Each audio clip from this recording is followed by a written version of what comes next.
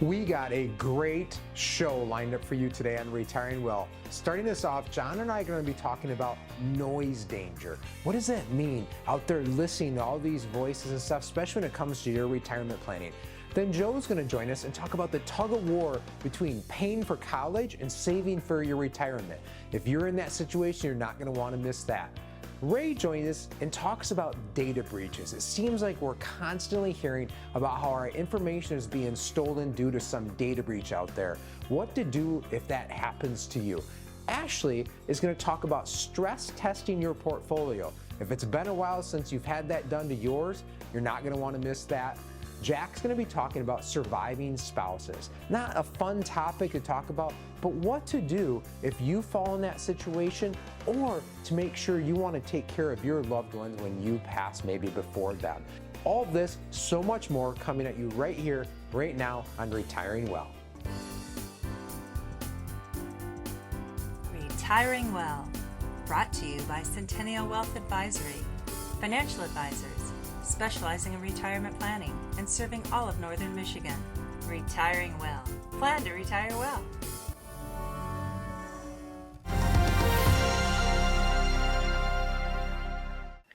Art, as I'm thinking about it, we're big sports fans, and I'm picturing like us at Ford Field for a big Lions game, and just this noise and everything that's there, and just this high level of intensity and everything that's going on, and the excitement that surrounds it. Well, it's a little bit different type of noise that we're going to be talking about here, but there's danger in certain types of noise. And when I think of this, you know, having been in the industry for a couple of decades, quite often you're sitting down with folks and having conversations, and you think things are maybe going pretty well, and you're like, okay, I think we're on the same page. And then they come out with the idea of, well, yeah, I hear what you're saying, but my so-and-so told me this. Have you come across that as well, Art? It's so true, John. You know, I thought you had me going there. I thought we were going to be doing retirement planning, you know, with a crowd here. That would be a whole new thing. But no, you're absolutely right. It's interesting on how, you know, people are very open in some cases about their finances and not so much with other pieces of it.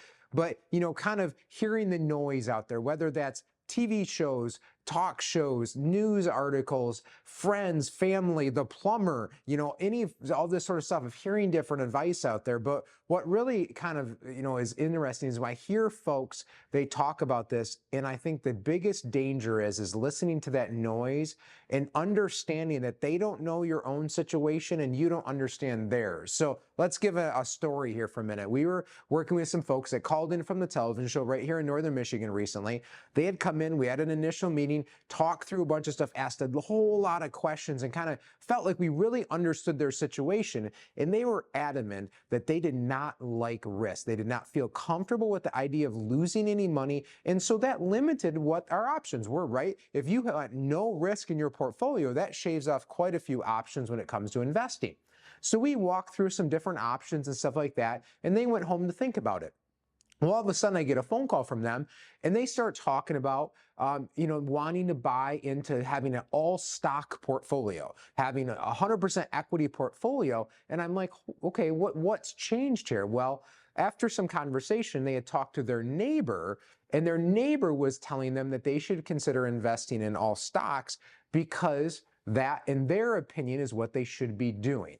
Well, kind of a far difference, John. Yeah, that's where people can lose their license, like us, where if you say, hey, I want no risk, and then you say, well, I want 100% in stocks, that does not match up at all. I mean, that's where we have different tools that we can use to basically analyze portfolios and give you a risk score anywhere from 1 as far as cash to 99 being the heaviest risk exposure. And ultimately, a lot of those types of portfolios are way up there when it comes to risk, and something that you want to be really cautious of. And again, it comes back to who you're listening to. What is that noise? I had a client recently, lives in the Bel Air area, and she was talking about, yeah, I really should do something about my estate plan, and you know, for my 2 kids, and I want to make sure the house is taken care of and all this. And I just sort of mentioned, well, have you talked to an attorney? Have you talked about the concept of like a Lady Bird deed? Oh, no, we don't want to do that. I've talked to some friends, and they said, that is a really bad idea. I said, oh, why is that? And I asked some more questions and didn't really have any information other than friends said it's a bad idea. And so again, I just gently encouraged her to, well, maybe have a conversation with an estate planning attorney that sort of does this day in and day out, as that could be valuable to learn a little bit more before making a big decision. Absolutely. You know, it comes down to it. We've learned over the years, and I think in a lot of situations, not even just finances, but when it comes down to it, people are going to trust their friends. They're going to trust their family. And so if you're somebody that likes to give opinions about finances or other things, understand the power that your word takes to some people, and they can go act on this. And in some cases, again, you may be giving recommendations unintentionally that have very ill effects on someone and can cause a lot of undue harm to them from that perspective. We're here, when we talk with folks, we just want to understand what their goals, desire, their wishes, comfort level is, and what can we work together to get that outcome. There's so many different tools, as John talked about, that we can use to get there. And so if you're somebody out there that's kind of looking, wandering, trying to find your path with retirement planning, financial planning, whether you're just starting out or later and getting ready to retire or have retired, give us a call here. We'd love to talk through you, and so you can plan to retire well.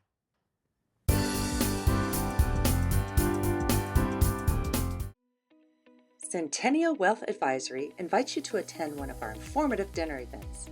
There is no cost and no obligation, and dinner is on us. You have seen us on the Retiring Well TV program, now in its 15th year. Come out and meet us in person. Our live event includes an educational presentation on important financial planning topics. Will Social Security be there when you need it? And what are the keys to optimizing your Social Security benefits? How is the One Big Beautiful Bill impacting your retirement? Are we in a market bubble? Portfolio changes to make now. How can you plan for leaving a financial legacy while continuing to enjoy your lifestyle? Call 888-608-5825 or register online and choose the date and location that works best for you. Tuesday, April 21st at McGee's 72 in Traverse City. Wednesday, April 22nd at the Hampton Inn in Manistee. Thursday, April 23rd at Benetham's Northern Inn in Gaylord. Thursday, April 23rd at Lakeside Charlie's in Cadillac. Tuesday, April 28th at the Perry Hotel in Petoskey. Or Thursday, April 30th at Boone's Long Lake Inn in Traverse City. The live event starts at 6 p.m. and is free to attend with a complimentary gourmet dinner to follow. But seating is limited and tends to fill quickly.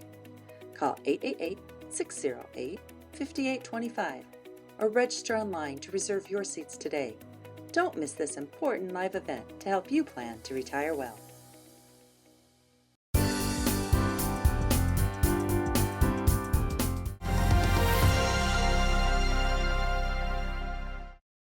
Many parents want to give their kids every opportunity in life, and there's been a growing number of financial mistakes we're seeing happen across the country, and specifically as individuals are coming into our office that are in that pre-retirement phase, we're kind of having this battle of retirement planning versus education planning. And while the intention is great, the math often doesn't really work out. You know, as you all know, the cost of college has exploded over the last few decades, and many families feel a lot of pressure to cover that bill.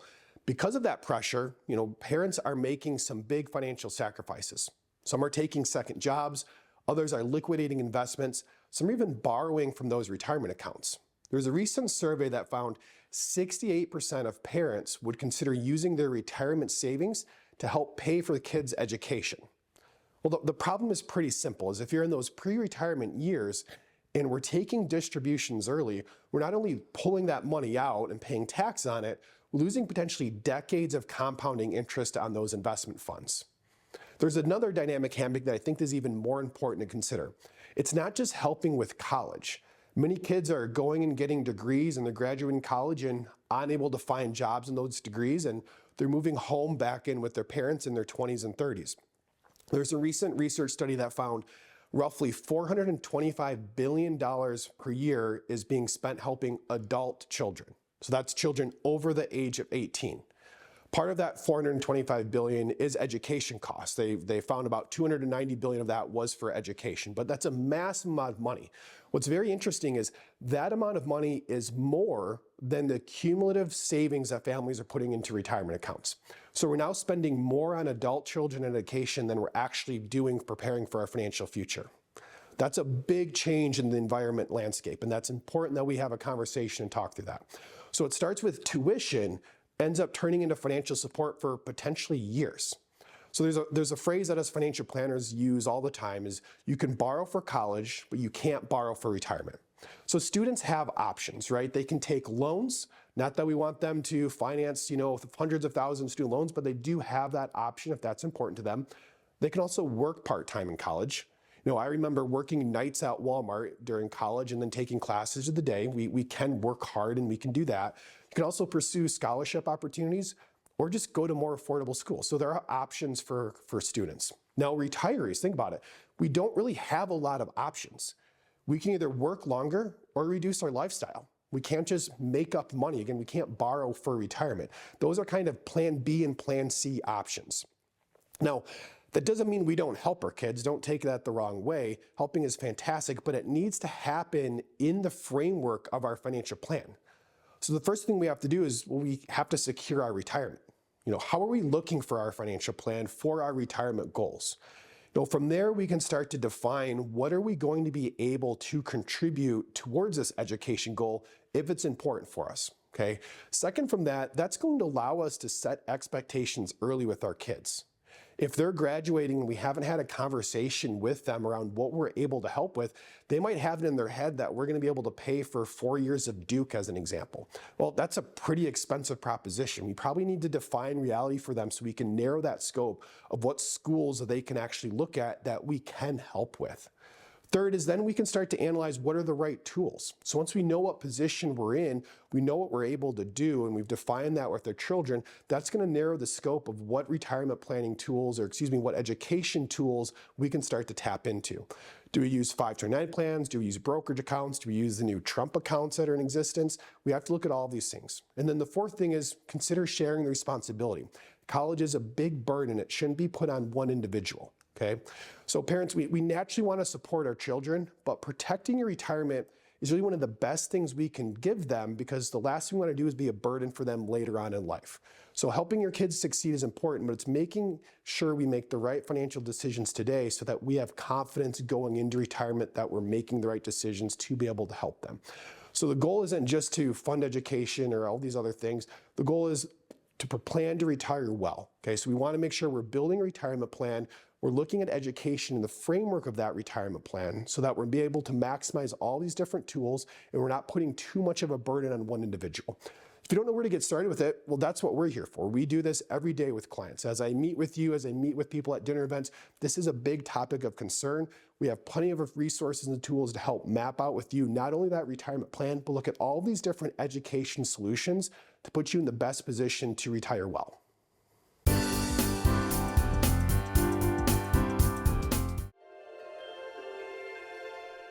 Living life isn't always easy.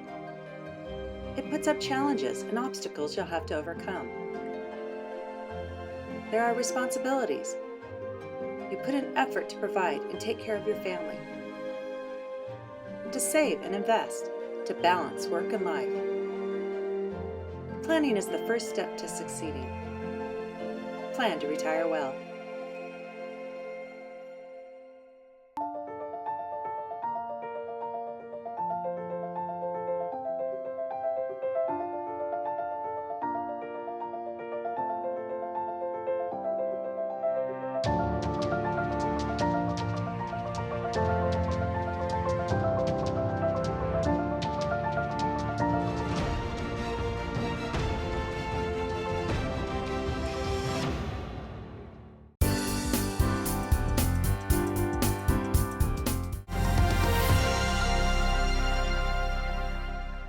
You've probably seen the headlines. A major company announces that hackers have gained access to customer information like names, email addresses, passwords, and sometimes even social security numbers or credit card details.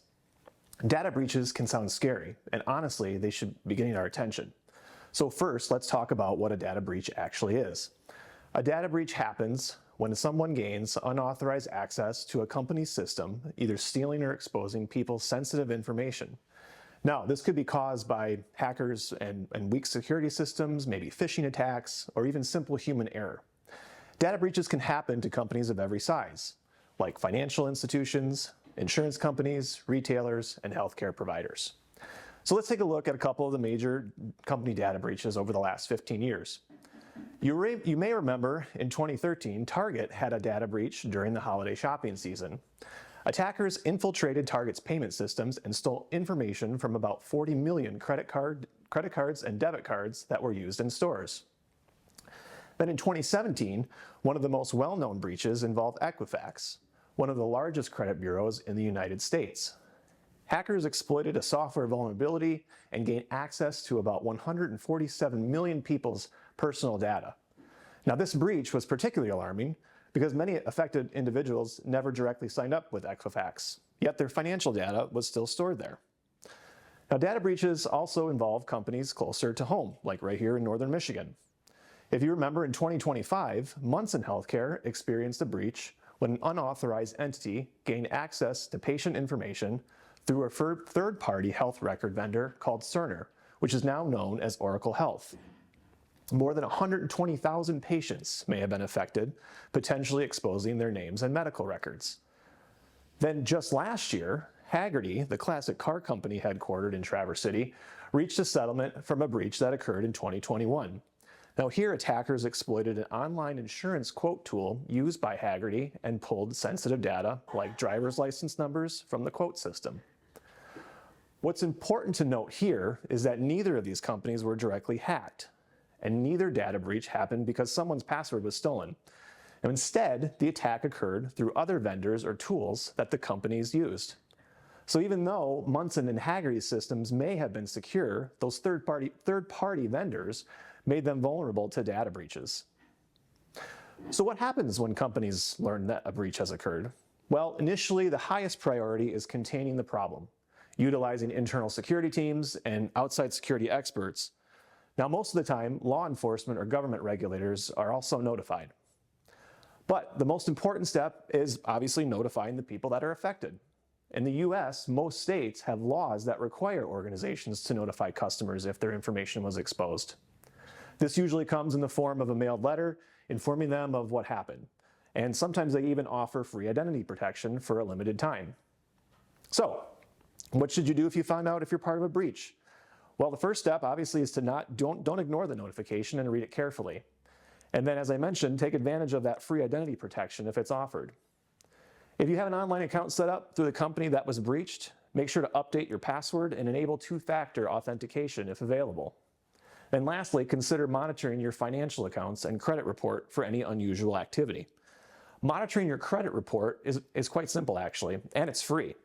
Each of the 3 major credit bureaus allows 1 free credit report a year.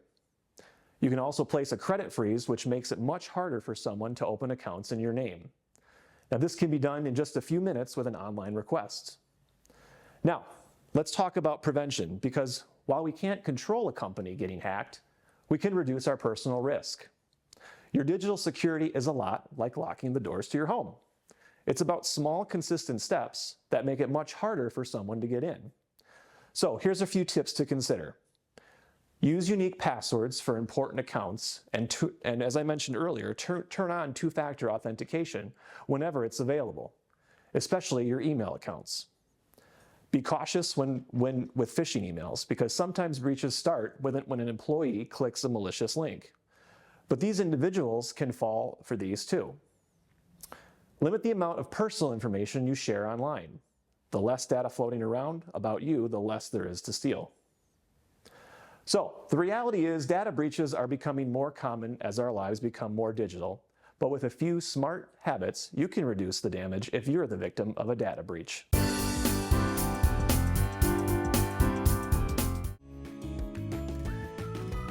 If you like watching Retiring Well, make sure to go to youtube.com/retiringwell and click the subscribe button to never miss any of our TV shows and other informative videos.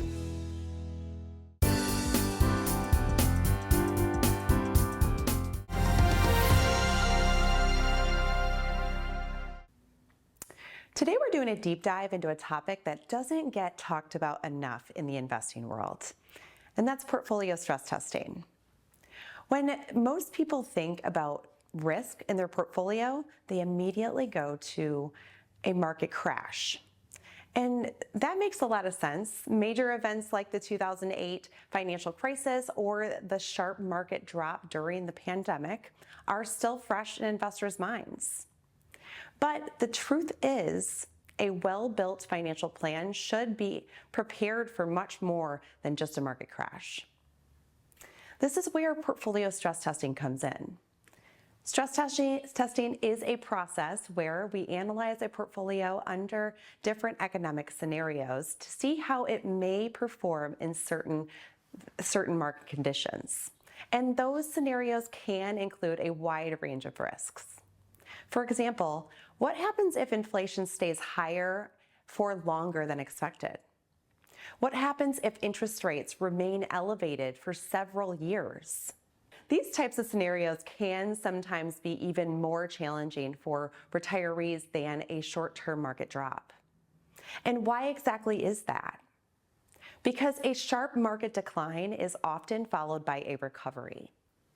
But long periods of low returns combined with withdrawals from a portfolio can put pressure on retirement savings. So this is something called sequence of returns risk. It means that timing the market returns, especially early in retirement, can have a big impact on how a portfolio lasts. So when we stress test a portfolio, we're looking at more than what if the market drops. We're asking questions like, can this portfolio support your income needs if the market has a few weaker years? Does this plan give you the confidence that your money can last you throughout your retirement? So let me share a real life scenario for you. I have a story that I think will illustrate this nicely. So a couple came into our Traverse City office, we'll call them Mark and Linda, and they were both in their mid-60s, had done a great job saving over the years.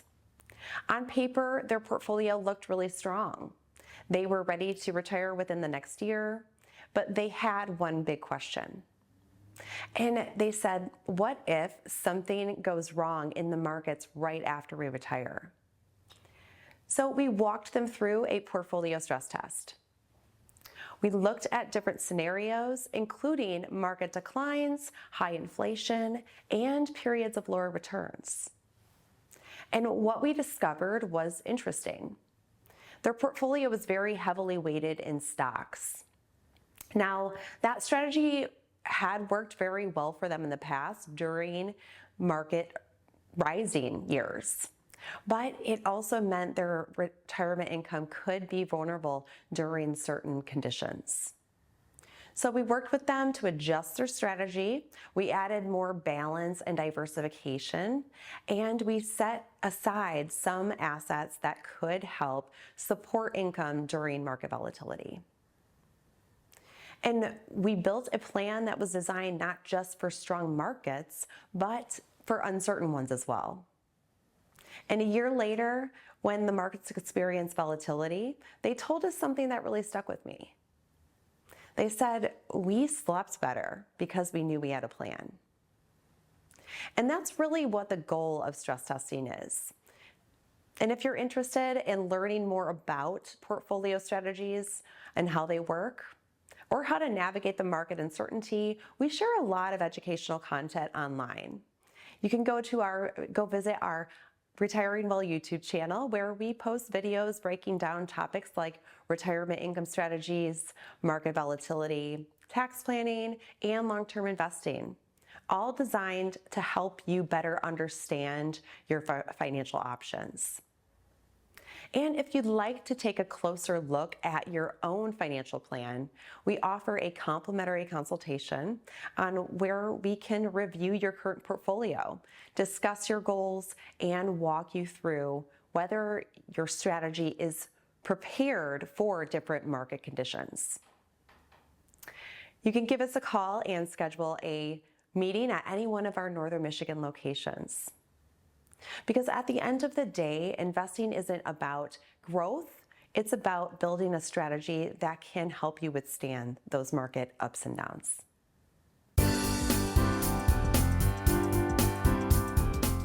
Centennial Wealth Advisory invites you to attend one of our informative dinner events. There is no cost and no obligation, and dinner is on us. You have seen us on the Retiring Well TV program, now in its 15th year. Come out and meet us in person. Our live event includes an educational presentation on important financial planning topics.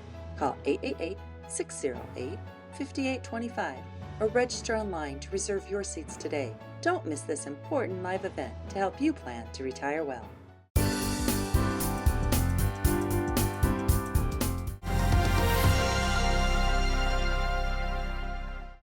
Hey, welcome to this quick little segment about Social Security and surviving spouse options. One thing that I would throw out there is the SSA.gov website is packed full of helpful links. And so if you're at all kind of questioning, you want to start your education process, you can go there. It's a great spot.